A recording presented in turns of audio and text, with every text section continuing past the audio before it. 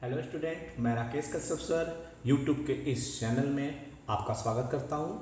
इस चैनल के माध्यम से मैं आपको सिस्टमेटिक वे में क्लास 12 फिजिक्स के सारे टॉपिक को एनसीईआरटी पैटर्न के साथ साथ कॉम्पिटिटिव व्यू से स्टडी कराऊंगा और मैं प्रत्येक वीडियो के साथ आपको स्टडी मटेरियल भी पीडीएफ नोट्स के रूप में प्रोवाइड करूंगा और प्रत्येक वीडियो के पीडीएफ लिंक नीचे डिस्क्रिप्शन लिंक में दिए होंगे और वहाँ से आप मटेरियल डाउनलोड कर नोट्स बना सकते हैं।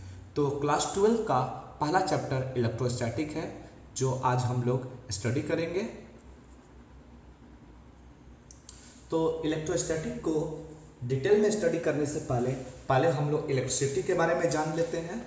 तो इलेक्ट्रिसिटी फिजिक्स का एक ऐसा ब्रांच है जिसमें हम लोग चार्ज और चार्ज से होने वाले इफेक्ट के बारे में स्टडी करेंगे in their surrounding when charge in rest और इन मोशन। यानी कि इलेक्ट्रिसिटी जो होता है फिजिक्स एक ऐसा ब्रांच है जिसमें हम लोग मेनली चार्ज के बारे में स्टडी करते हैं और चार्ज का जो इफेक्ट है अपने सराउंडिंग पर क्या प्रभाव छोड़ता है उस इफेक्ट के बारे में स्टडी करेंगे जब चार्ज रेस्ट में हो या चार्ज मोशन में हो। तो इसी रेस्ट और मोशन के आधार पर इलेक्ट्रिसिटी को दो ब्रांच में डिवाइड किया गया है। तो जो रेस्ट के आधार पर है वो बना स्टैटिक इलेक्ट्रिसिटी और जब चार्ज मोशन में हो तो उसके आधार पर बना करंट इलेक्ट्रिसिटी। तो स्टैटिक इलेक्ट्रिसिटी को दूसरे वर्ड में इलेक्ट्रोस्टैटिक या फ्रिक्शनल इलेक्ट्रिसिटी भी कह सकते हैं। तो डिटेल में अब हम लोग इलेक्ट्रोस्टैटिक या स्टैटिक इलेक्ट्रिसिटी को स्टडी करते हैं। तो इलेक्ट्रोस्टैटिक जो होता है वो इलेक्ट्रिसिटी का जो ब्रांच है उसमें चार्ज और इफेक्ट के बारे में स्टडी करेंगे इन देयर सराउंडिंग कब, जब चार्ज रेस्ट में हो। तो यहाँ इलेक्ट्रोस्टैटिक जो वर्ड है दो वर्ड से बना हुआ है। एक इलेक्ट्रो वर्ड हो गया इलेक्ट्रॉन से, इलेक्ट्रॉन मीन्स चार्ज और स्टैटिक मीन्स रेस्ट, जब चार्ज रेस्ट में हो। इसका अर्थ यह हुआ कि जब चार्ज रेस्ट में हो और रेस्ट में होने की वजह से वह चार्ज अपने सराउंडिंग में प्रेजेंट किसी दूसरे बॉडी पर वो क्या इफेक्ट डालता है उसके बारे में हम स्टडी इलेक्ट्रोस्टैटिक के अंतर्गत करेंगे। तो वो इफेक्ट हमको इलेक्ट्रिक फोर्स के रूप में मिलेगा, इलेक्ट्रिक फील्ड के रूप में मिलेगा, इलेक्ट्रिक पोटेंशियल के रूप में मिलेगा, इलेक्ट्रिक एनर्जी के रूप में मिलेगा और ये सारे टॉपिक के रूप में इलेक्ट्रोस्टैटिक के अंतर्गत हम लोग सिस्टमेटिक वे में स्टडी करेंगे। ये सारे टॉपिक तब हम लोग स्टडी करेंगे जब चार्ज रेस्ट में हो। अब हम लोग करंट इलेक्ट्रिसिटी देखते हैं। तो करंट इलेक्ट्रिसिटी क्या होता है? तो करंट इलेक्ट्रिसिटी में हम लोग उसी तरह चार्ज और सराउंडिंग में होने वाले इफेक्ट के बारे में स्टडी करेंगे जब चार्ज मोशन में होगा। इसको हम लोग इलेक्ट्रिसिटी कंप्लीट करने के बाद डिटेल से करंट इलेक्ट्रिसिटी को पढ़ेंगे जो हमारे सिलेबस के आगे वाले चैप्टर में दिया है। इन दोनों चैप्टर में मेनली हमें चार्ज के बारे में स्टडी करना है। तो सबसे पहले अब हम लोग स्टडी चार्ज को करते हैं। चार्ज एक तरह की प्रॉपर्टी है, वो प्रॉपर्टी हमेशा मैटर के साथ एसोसिएट होगा। वो मैटर चाहे सॉलिड हो, लिक्विड हो या गैस हो, किसी भी फॉर्म में एग्जिस्ट कर सकता है। तो उस मैटर पर वो चार्ज प्रॉपर्टी के रूप में शो करेगा और वो चार्ज एक फोर्स एक्सपीरियंस करता है जब किसी लाइट बॉडी को उसके सराउंडिंग में रखा जाए। और इसके साथ साथ इसके पास एबिलिटी इलेक्ट्रिक फील्ड और मैग्नेटिक फील्ड को प्रोड्यूस करने की भी होती है। तो इस तरह हम लोग कह सकते हैं कि चार्ज जो है वह एक फिजिकल प्रॉपर्टी है जो किसी मैटर के साथ एसोसिएट करता है और उस बॉडी का वो प्रॉपर्टी किसी दूसरे बॉडी पर फोर्स लगाता है। वो हमेशा किसी लाइट ऑब्जेक्ट को अपनी तरफ अट्रैक्ट करेगा। इसको हम लोग एग्जाम्पल के रूप में समझते हैं। सपोज दैट ये एक प्लास्टिक का कॉम हो गया, पेन वगैरह या प्लास्टिक का जो भी मटेरियल है। अगर हम इसको ड्राई हेयर से रब करते हैं तो ये मटेरियल पेपर पीस को अपनी तरफ अट्रैक्ट करता है। तो अट्रैक्ट करने का मतलब क्या हुआ? इस मटेरियल पर चार्ज आ जाते हैं। तो अब वो चार्ज चाहे पॉजिटिव हो या चार्ज निगेटिव हो। इसको हम लोग आगे स्टडी करेंगे किस फॉर्म पे चार्ज आएगा। तो इस बॉडी पर चार्ज आ जाते हैं, वो चार्ज पेपर पीस को, छोटे छोटे मटेरियल, पेपर पीस हो गया, डस्ट पार्टिकल्स हो गए, जो भी लाइट ऑब्जेक्ट होंगे उसको अपनी तरफ अट्रैक्ट करता है, तो वो फोर्स लगाता है। तो ये प्रॉपर्टी ही चार्ज को रिप्रेजेंट करता है। तो जब हम इस प्लास्टिक के मटेरियल को जब हम ड्राई हेयर से रब नहीं किए थे तो इसके पास कोई भी अलग से कोई प्रॉपर्टी नहीं थी जो लाइट ऑब्जेक्ट को अपनी तरफ अट्रैक्ट कर सके। लेकिन जब हम ड्राई हेयर से रब किए तो ये मटेरियल अपने तरफ लाइट ऑब्जेक्ट को अट्रैक्ट करने लगा। तो इसका अर्थ यह हुआ कि इसके ऊपर एक ऐसी प्रॉपर्टी आ गई जो लाइट ऑब्जेक्ट पर फोर्स एक्सपीरियंस करता है, और उस प्रॉपर्टी के आधार पर उस पर जो फिजिकल क्वांटिटी जो भी इस पर एराइज हुआ उसका नाम इलेक्ट्रिक चार्ज दिया गया। इलेक्ट्रिक चार्ज को फिजिकल क्वांटिटी कह सकते हैं। इसलिए कह सकते हैं क्योंकि फिजिकल क्वांटिटी हम लोग जानते हैं कि वैसा quantity which can be measure, यानी कि जो मेजर हो सके वो फिजिकल क्वांटिटी होता है, और चार्ज मेजर हो सकता है, इसलिए चार्ज को हम लोग फिजिकल क्वांटिटी के रूप में जानेंगे, यानी charge is a physical quantity. अब हम लोग देखते हैं कि चार्ज के स्टेट के बारे में। तो किसी भी बॉडी का दो स्टेट होता है, एक रेस्ट और एक मोशन। तो जब चार्ज रेस्ट में होगा तो इसके पास एबिलिटी इलेक्ट्रिक फील्ड प्रोड्यूस करने की होगी। तो यानी जब चार्ज रेस्ट में होगा तो सिर्फ और सिर्फ इलेक्ट्रिक फील्ड ही फॉर्म करेगा।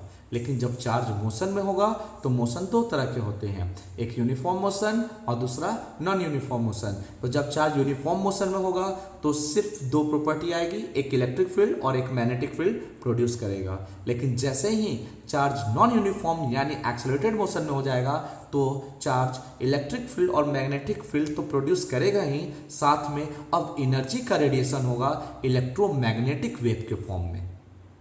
अब एनर्जी रेडिएट करेगा इलेक्ट्रोमैग्नेटिक के फॉर्म में। तो ये क्वेश्चन जनरली एग्जाम में आते हैं कि चार्ज रेडिएट एनर्जी कब करते हैं, तो वो जब एक्सेलरेटेड मोशन में होगा तब करता है। अब आगे टॉपिक है प्रॉपर्टीज ऑफ इलेक्ट्रिक चार्ज। लेकिन प्रॉपर्टीज ऑफ इलेक्ट्रिक चार्ज पढ़ने से पहले हम लोग चार्ज के कुछ बेसिक नॉलेज को समझ लेते हैं। तो 600 BC में लगभग एक यूनानियन फिलोसफर थे जिनका नाम था थेल्स। उन्होंने क्या किया, जब अंबर जैसे मटेरियल को रब किया ऊल के साथ या फर के साथ, जब अंबर वाले मटेरियल को ऊल और फर के साथ रब किया तो उन्होंने देखा कि इस मटेरियल में एक प्रॉपर्टी आ गई। कैसी प्रॉपर्टी? तो फोर्स एक्सर्ट करने की प्रॉपर्टी आ गई। तो वो फोर्स अपने से light object, paper piece, dust particle, hair, etc पर फोर्स एक्सर्ट करने लगा। तो सबसे पहले चार्ज को थेल्स ने देखा था अंबर पर, जब उन्होंने ऊल को इस मटेरियल के साथ रब किया था। फिर उसके बाद 16th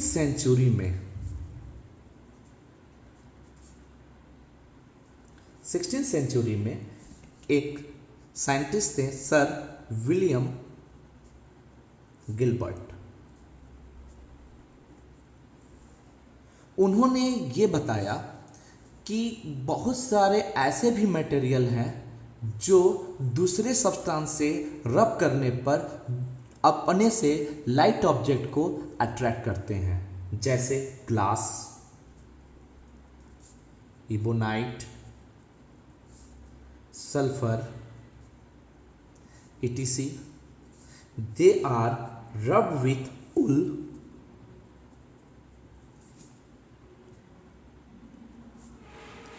then attracting property will be comes out। अब यहाँ पर अट्रैक्टिंग प्रॉपर्टी तो इसमें आ गई, तो उन्होंने यानी सर विलियम गिलबर्ट ने बताया अंबर के भी अलावा बहुत सारे material, glass, ebonite, sulphur, ETC, कुछ ऐसे भी मटेरियल होते हैं जिनके पास भी इलेक्ट्रिक चार्ज इंड्यूस्ड होता है जब हम लोग उसको उल या फर के साथ रब करते हैं। ये सारे मटेरियल भी अपने से लाइट पार्टिकल को, paper piece, dust particle, hair को अपने तरफ अट्रैक्ट किया। अब 1646 में एक साइंटिस्ट थे थॉमस ब्राउन। तो थॉमस ब्राउन ने उस चार्ज का नाम इलेक्ट्रिसिटी फॉर्म में दिया। ये इलेक्ट्रिसिटी फॉर्म में नाम देने का मेन तर्क यह है कि अंबर मटेरियल को ग्रीक में इलेक्ट्रा कहा जाता है और इसी इलेक्ट्रा से वर्ड इलेक्ट्रिसिटी उन्होंने दिया और इसी इलेक्ट्रा वर्ड से हमारा इलेक्ट्रॉन बना हुआ है जिस पर नेगेटिव चार्ज होता है। इन 1750 एक अमेरिकन साइंटिस्ट थे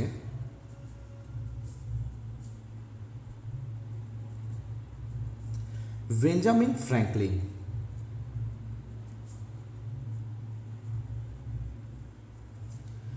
उन्होंने जो चार्ज जनरेट होते हैं उस चार्ज को दो नाम के रूप में दिया, एक पॉजिटिव और एक नेगेटिव।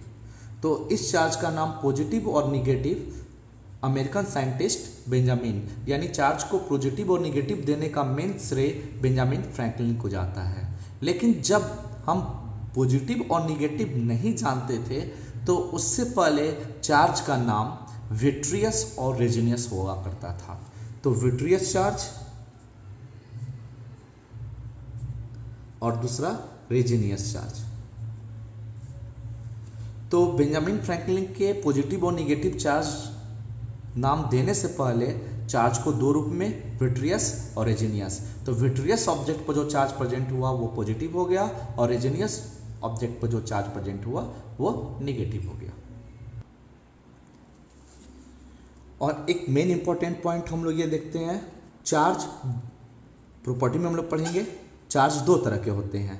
तो ये चार्ज हो गया एक विट्रियस एक रेजिनियस, पॉजिटिव और नेगेटिव। तो इस दो तरह के चार्ज का पता सबसे पहले यानी existence of the charges of two types was discovered by Dufay. यानी ड्यूफॉग ने सबसे पहले चार्ज के पॉजिटिव यानी विट्रियस और रेजिनियस चार्ज के बारे में बताया था। यानी चार्ज दो तरह के होते हैं और उस विट्रियस और रेजिनियस चार्ज का नाम पॉजिटिव और नेगेटिव बेंजामिन फ्रैंकलिन ने दिया था। और ये पॉजिटिव और नेगेटिव चार्ज देने का रीजन कंजर्वेशन ऑफ चार्ज पर होता है। उन्होंने कंजर्वेशन ऑफ इलेक्ट्रिक चार्ज के आधार पर इसका नाम पॉजिटिव और नेगेटिव रखा था। अब हम लोग चार्ज के प्रॉपर्टी को स्टडी करते हैं। तो पहला प्रॉपर्टी है there are two types of electric charges, vitreous charge, resinous charge. तो विट्रियस सब्सटेंस विट्रियस चार्ज हो गया पॉजिटिव चार्ज और resinous negative charge. Vitreous substance किसको कहते हैं, जैसे ग्लास जिस पर पॉजिटिव चार्ज आया विट्रियस सब्सटेंस से रिलेटेड हो गया, इवोनाइट रॉड, वूल, रेजिन वगैरह वो रेजिनियस चार्ज हो गए। तो इस तरह चार्ज दो तरह के होते हैं, पॉजिटिव चार्ज और नेगेटिव चार्ज। सेकेंड प्रॉपर्टी हम लोग देखते हैं कि ये देखा गया कि जब दो लाइक चार्जेस को यानी पॉजिटिव पॉजिटिव या नेगेटिव नेगेटिव को एक दूसरे के नजदीक लाया गया, दोनों एक दूसरे को रिपेल किए। ये एक प्रॉपर्टी होती है कि like charges repel to each other. And second property है कि पॉजिटिव नेगेटिव को जब हम लोग एक दूसरे के नजदीक लाएंगे तो वो दोनों एक दूसरे पर फोर्स लगाएगा, अट्रैक्टिव फोर्स। तो then we can say that unlike charges attract to each other. Charge को हम लोग मेजर करेंगे कूलम्स में। तो इस तरह चार्ज का जो डिराइव्ड यूनिट होता है एसआई डिराइव्ड यूनिट कूलम्स होता है। 1 कूलम 1 एम्पियर इंटू 1 सेकेंड के इक्वल होता है। तो 1 कूलम 1 एम्पियर इंटू 1 सेकेंड के कैसे इक्वल हो गया, तो इसको हम लोग एक फॉर्मूला से समझ सकते हैं। फॉर्मूला है current I is equal to Q upon T. यह फॉर्मूला हम लोगों ने 10th क्लास में पढ़ रखा था। तो इससे I जो होता है क्यू अपॉन टी के इक्वल होता है, तो Q हो गया I इंटू टी के बराबर। चार्ज का यूनिट लेना है तो करंट का SI यूनिट एम्पियर और टाइम का यूनिट सेकेंड, तो यही एम्पियर इंटू सेकेंड कूलम के इक्वल होता है। तो 1 coulomb is equal to 1 ampere into 1 second. तो इस तरह हम लोग बोल सकते हैं जो कूलम है वो SI डिराइव्ड यूनिट होगा। CGS unit of electric charge जो होता है वो स्टैट कूलम होता है, जिसको इलेक्ट्रोस्टैटिक यूनिट के रूप में भी जानते हैं। तो 1 कूलम जो होता है, यानी 1 कूलम जो होता है 3 इंटू 10 पावर 9 स्टैट कूलम होता है। ये अब कहाँ से ये रिजल्ट आया, इसको हम लोग कूलम्स लॉ जब टॉपिक स्टडी करेंगे तो इसमें इस टॉपिक को हम लोग प्रूफ करेंगे कि 1 coulomb is equal to 3 into 10 power 9 stat coulomb. इसको AB कूलम के रूप में भी कहेंगे, तो AB कूलम 1/10 AB कूलम के रूप में एग्जिस्ट करेगा। इसका डायमेंशन फार्मूला, तो एम्पियर का डायमेंशन फार्मूला A हुआ और टाइम का डायमेंशन फार्मूला T हो गया। अगर फार्मूला के रूप में रिप्रेजेंट करेंगे तो मास और लेंथ दोनों को रिप्रेजेंट करेंगे, तो M0 L0 T A, ये डायमेंशनल फार्मूला हो गया। अब हम लोग कुछ इंपॉर्टेंट पॉइंट्स को नोट्स के रूप में देखेंगे। तो कुछ इंपॉर्टेंट पॉइंट्स क्या है कि Benjamin Franklin was the first to assign positive and negative sign of charge, इसको मैंने पहले डिस्कस कर रखा है। The existence of 2 types of charges were discovered by Dufour. Okay, and third, Franklin is the smallest unit of charge.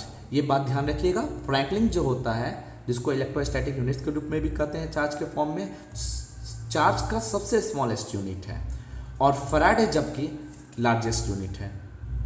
तो 1 Faraday जो होता है वो 96,500 कूलम के इक्वल होता है। तो ये चार्ज का सबसे लार्जेस्ट यूनिट हुआ फैराडे।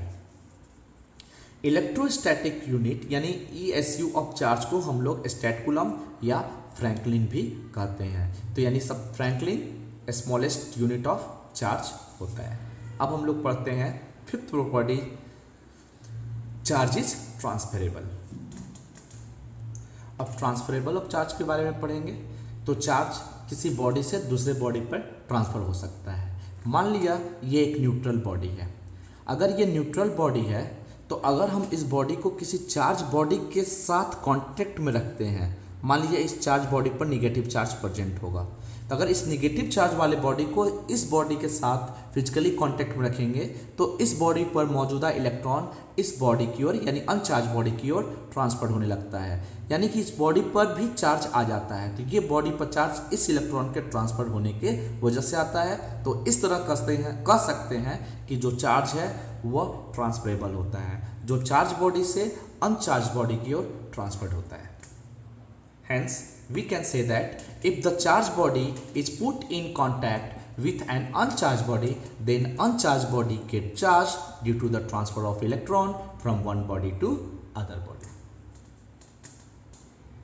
Next property है charge is always associated with mass, यानी किसी बॉडी पर जो चार्ज होता है वो हमेशा मास के साथ एसोसिएट होगा। ये इसका मतलब ये हुआ कि पहले हम लोग देख चुके हैं डिफिनेशन में चार्ज के कि electric charge is a physical property associated with matter, यानी जहां मैटर होगा वहां मास होगा। इसका मतलब है कि charge can not be exist without mass but mass can exist without charge, यानी चार्ज बिना मास बिना मैटर के एग्जिस्ट नहीं कर सकता, लेकिन कोई मैटर बिना चार्ज के एग्जिस्ट कर सकता है। सपोज दैट ये पेन है और ये पेन प्लास्टिक मटेरियल का बना हुआ है, इस पर कोई चार्ज नहीं है, तो इसका नेचर एग्जिस्टेंस के रूप में है, ये एग्जिस्ट कर रहा है। लेकिन अगर चार्ज आना होता तो चार्ज अगर इसको हम ड्राई हेयर से रब करेंगे तो चार्ज इसी बॉडी पर आएगा और ये बॉडी मास मैटर कंटेन करता है, तो चार्ज हमेशा मैटर के फॉर्म में एग्जिस्ट होगा, मैटर के साथ एसोसिएट होगा, और वो मैटर चाहे सॉलिड हो चाहे लिक्विड हो या गैसेस फॉर्म में हो। नेक्स्ट प्रॉपर्टी है चार्ज इज कंजर्व्ड। तो चार्ज जो कंजर्व होता है, चार्ज हमेशा कंजर्व होता है, इसको हम नहीं क्रिएट किया जा सकता, not be destroyed, it can neither be created not be destroyed. इसको हम लोग एक एग्जाम्पल के रूप में समझ सकते हैं। मैंने एक एग्जाम्पल के रूप में रेडियो एक्टिव रिएक्शन ले रखा है। इस रेडियो एक्टिव रिएक्शन में एक यूरेनियम,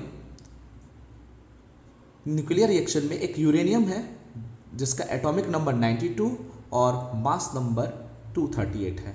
ये थोरियम और हीलियम में कन्वर्ट होता है, यानी इसका फ्यूजन हुआ तो वो दो फॉर्म में कन्वर्ट हुआ। तो न्यूक्लियर फ्यूजन के इस रिएक्शन में हम लोग ये देखते हैं कि थोरियम का जो एटॉमिक नंबर है 90 और हीलियम का एटॉमिक नंबर 2। तो किसी भी एटम में जितने एटॉमिक नंबर होते हैं उतने ही इलेक्ट्रॉन और प्रोटॉन होते हैं। तो यहाँ हम लोग रिएक्टेंट में देख रहे हैं कि यूरेनियम के पास 92 इलेक्ट्रॉन या प्रोटॉन प्रेजेंट हैं। तो रिएक्शन में, आगे रिएक्शन में प्रोडक्ट के रूप में थोरियम के पास 90 है और हीलियम के पास 2। तो यहाँ पे भी 90 इलेक्ट्रॉन या प्रोटॉन, हीलियम के पास भी 2 इलेक्ट्रॉन और प्रोटॉन, अगर दोनों को ऐड करेंगे तो 90 + 2 क्या हो गया 92। तो रिएक्टेंट साइड जितने भी चार्जेज हैं और प्रोडक्ट साइड जितने भी चार्जेज हैं बोथ आर इक्वल। तो इस तरह हम कह सकते हैं कि जब किसी भी सब्सटेंस जैसे न्यूक्लियर रिएक्शन के फॉर्म में यहाँ जैसे एग्जिस्ट कर रहा है, तो न्यूक्लियर फ्यूजन के दौरान दूसरे भी एटम या दूसरे भी सब्सटेंस के फॉर्म में चेंज भी कर जाता है। तो वैसी स्थिति में बॉडी में मौजूदा चार्ज कभी भी चेंज नहीं होगा, it is always conserved. So we can say that the total charge for this reaction, the total charge is 92 both before and after the decay of uranium 92-238 atom। अब next property है invariance of electric charge.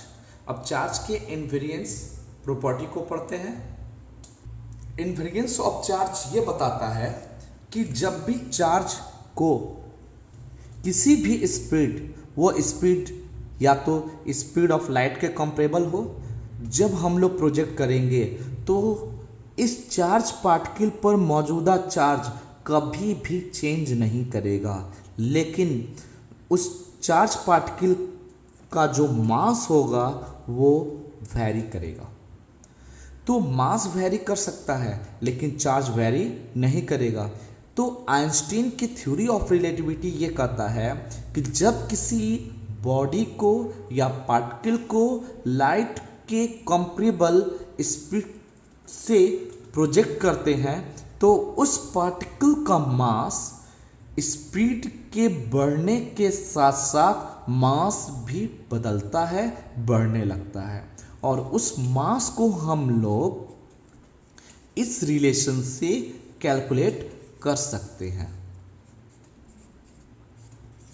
ये Einstein के theory of relativity में पढ़ना है और उस theory से ये mass of the body in motion, जब हम लोग चार्ज पार्टिकल को लाइट के कंपेरेबल स्पीड से प्रोजेक्ट करेंगे तो यहाँ पर m0 रिप्रेजेंट कर रहा है mass of the body at rest, v speed of object, c speed of light, c = 3 × 10⁸ metre per second. अब इस वैल्यू को जब हम रखेंगे तो m का वैल्यू m0 से बड़ा आएगा। तो ये क्या रिप्रेजेंट करता है, यानी कि हमने जब रेस्ट पे रखा तो उसका मास कुछ और था और जब हम उसको स्पीड से ले गए comparable to the speed of light, तो वैसी स्थिति में उस ऑब्जेक्ट का मास रेस्ट वाले मास से बढ़ जाता है। तो इस तरह हम लोग कह सकते हैं कि मास जो है वो वेरिएंट प्रॉपर्टी को शो करता है। लेकिन अगर उस बॉडी पर चार्ज हो, अगर उस बॉडी पर चार्ज Q0 हो और इनिशियली जब रेस्ट में हो तो मास m0 हो, तो उस बॉडी के लिए चार्ज भी Q0 हुआ। लेकिन जब वो स्पीड से मूव करता है तो उस पर मौजूदा चार्ज चेंज नहीं करेगा, वो चार्ज की वैल्यू उसी Q0 के इक्वल ही होगी। यानी कि उसका चार्ज, उस बॉडी का चार्ज चाहे वो कितना भी स्पीड से हो वो कभी भी चेंज नहीं करता है, यानी चार्ज इनवेरिएंट प्रॉपर्टी को शो करता है। तो इस तरह हम कह सकते हैं कि electric charge show invariant property because while moving the charge with very high speed comparable to the speed of light, the amount of charge present on that body never be changed. But according to the Einstein of theory of relativity, the mass of that body, moving charge body, is changed or increased with increase in the speed of that body. यानी body के speed को increase होने के साथ body का मास भी increase करते जाता है। ये पहले से मैंने समझा रखा है, mass m0 upon root under 1 minus V square upon C square theory of relativity से हम लोग प्राप्त कर लेंगे।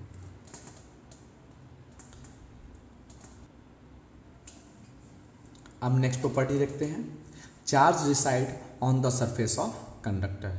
चार्ज किसी भी कंडक्टर के सरफेस पर ही प्रेजेंट होता है। अब सरफेस पर प्रेजेंट होता है, इसका कारण समझते हैं। हमने एक बॉडी कंसिडर कर लिया, वो बॉडी स्फेरिकल इन शेप है। ये बॉडी अभी अनचार्ज था।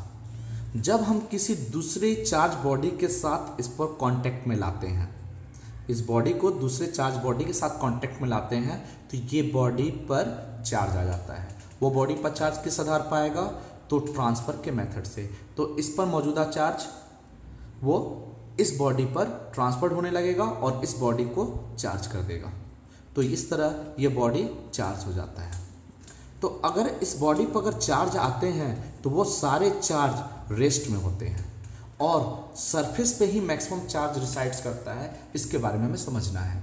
तो चार्ज जब इस बॉडी पर गया तो सारे चार्ज एक दूसरे पर फोर्स एग्जिस्ट करेंगे और सारे इक्वल नेचर होने की वजह से रिपल्सिव फोर्स होगा। अगर इन दोनों के बारे में बात करें तो ये दोनों रिपल्सिव फोर्स लगाएगा, ये दोनों एक दूसरे पर रिपल्सिव, यानी सारे एक दूसरे पर रिपल्सिव फोर्स लगाएंगे और चाहेंगे कि वो एक इक्विलिब्रियम के स्टेज को मेंटेन कर ले। तो ये इंस्टेंटेनियस प्रोसेस है और जब किसी बॉडी को चार्ज करते हैं तो इंस्टेंटेनियस प्रोसेस के दौरान सारे चार्ज एक दूसरे पर रिपल्सिव फोर्स लगाकर वो यूनिफॉर्मली किसी बॉडी पर डिस्ट्रीब्यूट हो जाते हैं। वो उस तरह का डिस्ट्रीब्यूशन बॉडी के शेप पर डिपेंड करता है। यदि बॉडी का शेप यूनिफॉर्मली है तो चार्ज का डिस्ट्रीब्यूशन भी यूनिफॉर्मली होगा। अगर नॉन यूनिफॉर्म है बॉडी का शेप तो चार्ज का डिस्ट्रीब्यूशन भी अलग अलग पॉइंट पर, अलग अलग सरफेस पर, अलग अलग अमाउंट पे चार्ज एक्युमुलेट होगा तो चार्ज की डेंसिटी चेंज करेगी। खैर, सबसे पहले अब ये देखते हैं कि चार्ज सरफेस में ही क्यों आता है। इसका मेन कारण है इलेक्ट्रोस्टैटिक फोर्स ऑफ रिपल्सन। अगर चार्ज बॉडी के अंदर भी है तो ये चार्ज एक दूसरे को रिपेल करेंगे, तो रिपल्सन से ये मैक्सिमम से मैक्सिमम दूर जाना चाहेंगे और मैक्सिमम रिपल्सन से जब ये दूर जाना चाहेगा तो मैक्सिमम दूरी यानी मैक्सिमम पॉइंट उसका आउटर सरफेस ही होगा। वो आउटर सरफेस ही वैसा जगह होगा जहां पर मैक्सिमम चार्ज जमा हो सकते हैं, डिपॉजिट हो सकते हैं। क्योंकि चार्ज को प्रेजेंट होने के लिए मैटर का रिक्वायरमेंट होता है, वो लास्टली मैटर इसके आउटर सरफेस पर हो सकता है। अब चार्ज इससे बाहर नहीं जाता। कुछ ऐसी भी स्थितियां होती हैं जहां चार्ज अपने सराउंडिंग में लीक करता है, उसका हम लोग कॉन्सेप्ट आगे पढ़ेंगे। तो इस कारण की वजह से यानी इलेक्ट्रोस्टैटिक फोर्स ऑफ रिपल्सन के वजह से चार्ज आउटर सरफेस पर एक्युमुलेट सबसे मैक्सिमम अमाउंट पर हो जाता है। तो इस तरह कर सकते हैं, charges reside on the outer surface of the conductor because like charges repel and try to get as far away as possible from one another and they stay at the farthest distance from each other, which is the outer surface of the